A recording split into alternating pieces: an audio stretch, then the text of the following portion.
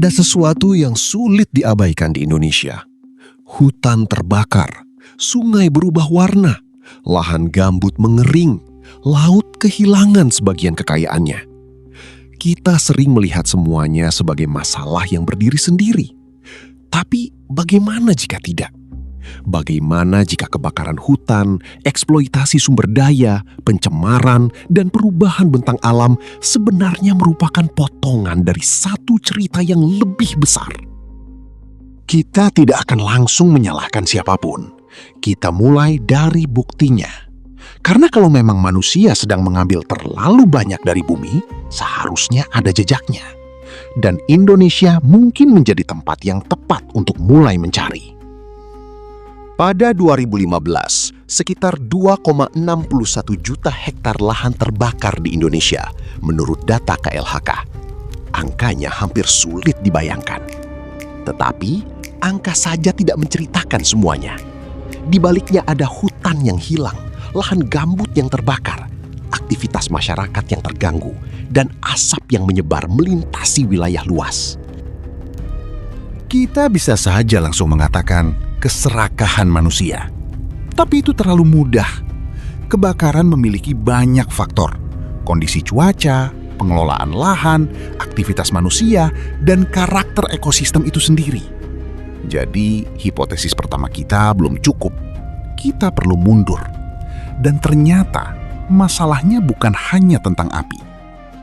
Di berbagai tempat di Indonesia, manusia mengubah hutan menjadi perkebunan, membuka lahan, menambang mineral, membangun kota, dan mengambil hasil laut. Sebagian dilakukan untuk keuntungan, sebagian untuk kebutuhan, sebagian untuk pembangunan. Jadi pertanyaannya berubah. Apakah masalahnya benar-benar keserakahan? Atau ada sesuatu yang membuat pengambilan sumber daya terus meningkat? Sekarang, kita keluar dari Indonesia. Di Asia Tengah, Laut Aral pernah menjadi salah satu danau terbesar di dunia. Kemudian, aliran sungai yang memasoknya dialihkan dalam skala besar untuk irigasi. Air menyusut, perikanan runtuh. Kapal-kapal akhirnya terdampar jauh dari garis pantai. Kasus ini menunjukkan pola yang mirip dengan yang kita lihat di Indonesia. Alam menyediakan sesuatu, manusia menggunakannya, lalu penggunaan meningkat dan sistem lingkungan berubah. Tetapi ada sesuatu yang mengganggu. Kejadian ini terjadi di tempat dan kondisi yang sangat berbeda. Jadi kemungkinan besar, kita tidak sedang mencari satu jenis industri. Kita sedang mencari pola perilaku. Kalau begitu, apakah manusia memang selalu merusak lingkungan? Belum tentu. Manusia telah mengubah alam selama ribuan tahun. Pertanian membuka hutan, permukiman mengubah sungai, peternakan mengubah lanskap. Tetapi manusia juga bergantung sepenuhnya pada lingkungan tersebut untuk bertahan hidup. Jadi, perubahan lingkungan bukan penemuan modern. Yang perlu kita cari adalah titik ketika skalanya berubah. Kapan manusia mulai memiliki kemampuan untuk mengambil sumber daya jauh lebih cepat daripada sebelumnya? Untuk menjawabnya, kita harus mundur lagi. Jauh sebelum ponsel, jauh sebelum mobil, jauh sebelum kota-kota modern. Kita harus mencari energi. Batu bara mengubah penyelidikan ini. Ketika manusia mulai memanfaatkan bahan bakar fosil dalam skala besar, tenaga tidak lagi terbatas pada otot manusia dan hewan. Mesin dapat bekerja terus-menerus. Pabrik tumbuh, kereta bergerak lebih jauh, kapal membawa lebih banyak barang. Kemudian minyak dan gas memperbesar kemampuan itu. Inilah petunjuk penting. Bukan hanya jumlah manusia yang bertambah. Kemampuan setiap manusia untuk menggunakan energi dan material juga meningkat. Dan jika kemampuan mengambil meningkat jauh lebih cepat daripada kemampuan alam memulihkan diri, kita mungkin baru menemukan titik balik sebenarnya. UNEP mencatat bahwa ekstraksi sumber daya alam global meningkat sekitar 3 kali lipat dalam 5 dekade terakhir. Lebih dari 100 miliar ton material kini diekstraksi setiap tahun. Batu, pasir, logam, kayu, biomasa, bahan bakar, semuanya masuk ke dalam sistem ekonomi manusia. Dan semakin kita membangun, semakin banyak material yang dibutuhkan. Disinilah penyelidikan menemukan sesuatu yang penting. Kerusakan lingkungan bukan hanya terjadi ketika seseorang menebang hutan. Ia juga tersembunyi di balik gedung, kendaraan, listrik, makanan, dan benda-benda yang kita gunakan setiap hari. Tetapi, siapa sebenarnya yang mendorong kebutuhan sebesar itu? Kita atau sistem yang kita bangun? Ambil satu benda sederhana, sebuah telepon genggam. Kita melihat layar dan kameranya. Tetapi di balik benda itu, terdapat mineral yang ditambang, energi yang digunakan untuk memprosesnya, pabrik yang mengolah komponennya, kapal yang mengirimkannya, dan akhirnya limbah ketika masa pakainya selesai. Hal yang sama terjadi pada hampir semua produk modern. Kita hanya melihat ujung rantainya. Bagian yang tidak terlihat justru berada jauh dari kita. Dan ini penting, karena semakin jauh proses pengambilan sumber daya dari pandangan konsumen, semakin mudah kita menganggap konsumsi sebagai sesuatu yang tidak memiliki konsekuensi. Mungkin masalahnya bukan hanya berapa banyak yang kita konsumsi, tetapi seberapa sedikit kita melihat akibatnya.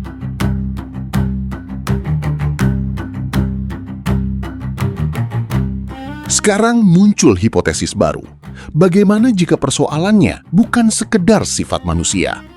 Kita telah membangun sistem yang menghubungkan produksi, konsumsi, pekerjaan, keuntungan, dan pertumbuhan. Permintaan meningkat, produksi mengikuti. Produksi membutuhkan material. Material membutuhkan energi. Energi memungkinkan produksi semakin besar. Lalu barang semakin banyak dan semakin mudah diperoleh. Sebuah lingkaran terbentuk. Tidak ada satu orang yang mengendalikannya. Namun jutaan keputusan setiap hari terus membuat mesin itu bergerak. Dan jika benar demikian, mungkin kita selama ini mencari pelaku di tempat yang salah. Kita memulai penyelidikan dengan melihat Indonesia, lalu menemukan pola yang sama di tempat lain. Kita mundur ke pertanian, kemudian menemukan energi fosil, lalu angka ekstraksi sumber daya. Sekarang, kita menemukan sebuah sistem yang jauh lebih besar daripada satu perusahaan atau satu negara. Tetapi penyelidikan belum selesai, karena satu pertanyaan masih menggantung. Jika sistem ini memang membutuhkan pertumbuhan terus-menerus, apa yang terjadi ketika planet yang menyediakan semua sumber dayanya memiliki batas? Dan lebih penting lagi, siapa yang sebenarnya mendapatkan keuntungan ketika kita mengambil semakin banyak? Pertanyaan itu akan membawa kita ke bagian berikutnya. Pertanyaan terakhir membawa kita ke tempat yang berbeda. Bukan ke hutan, bukan ke tambang, tetapi ke sistem ekonomi. Sebuah perusahaan harus menjual agar tetap hidup. Pekerja membutuhkan penghasilan. Pemerintah membutuhkan penerimaan.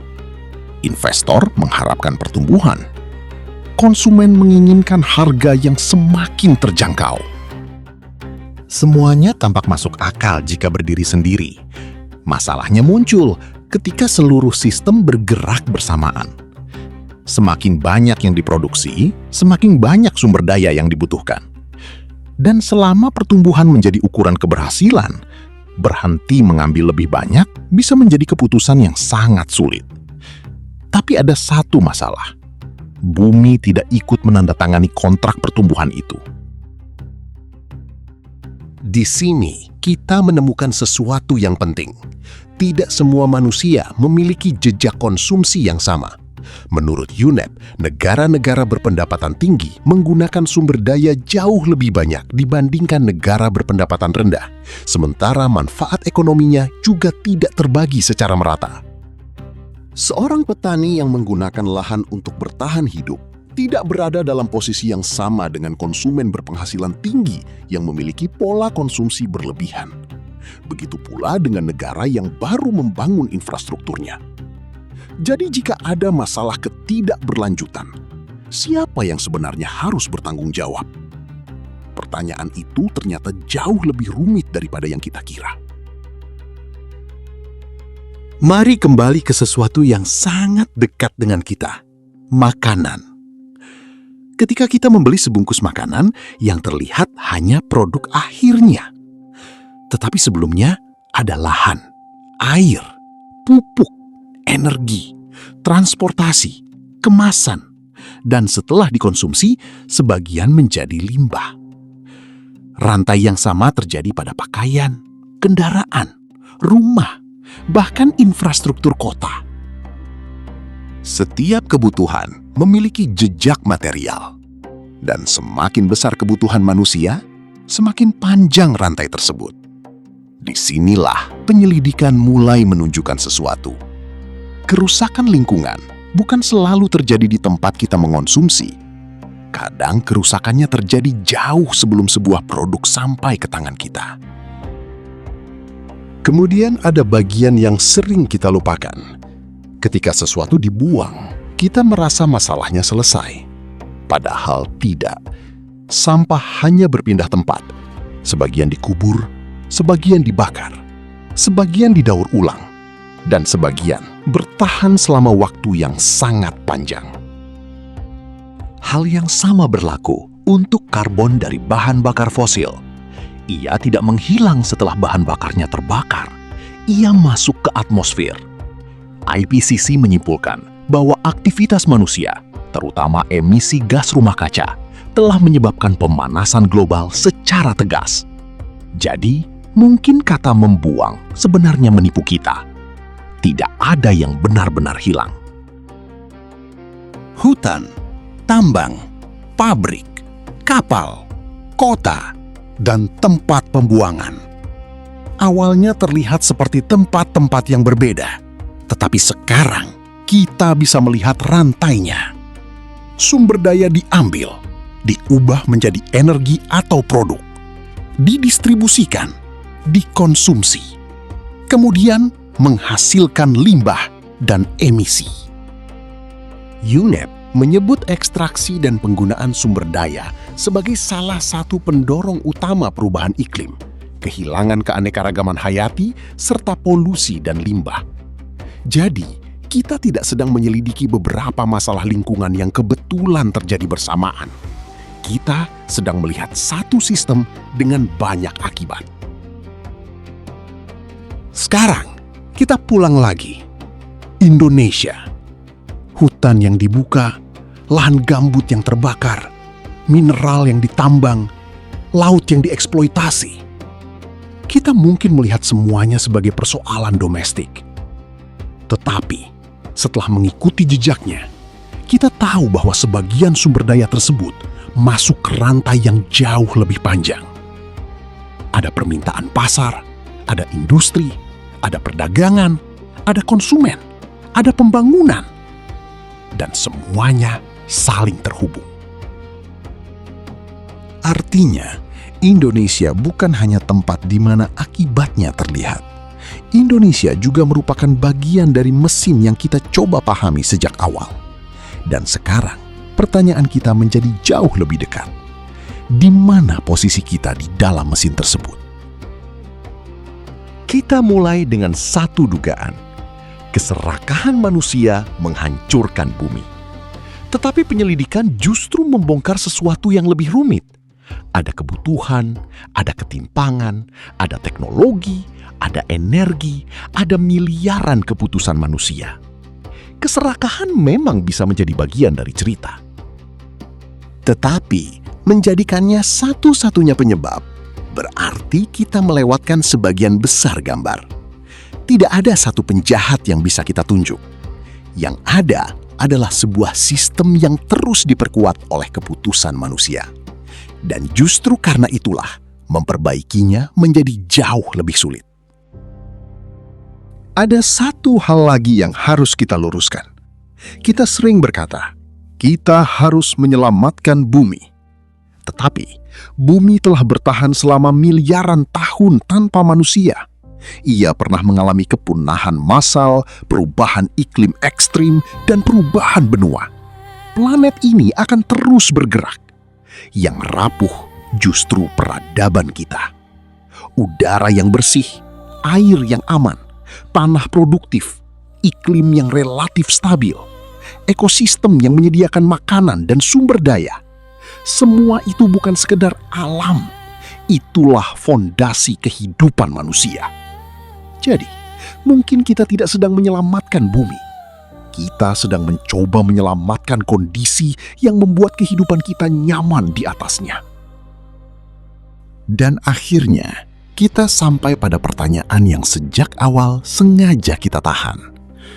Setelah melihat hutan, setelah melihat kebakaran, setelah mengikuti tambang, energi, produksi, konsumsi, dan seluruh rantai ekonomi, sebenarnya kita harus bagaimana? Menghentikan pembangunan? Tidak mungkin. Berhenti menggunakan sumber daya? Juga tidak mungkin. Kembali hidup seperti ribuan tahun lalu? Bukan solusi sederhana.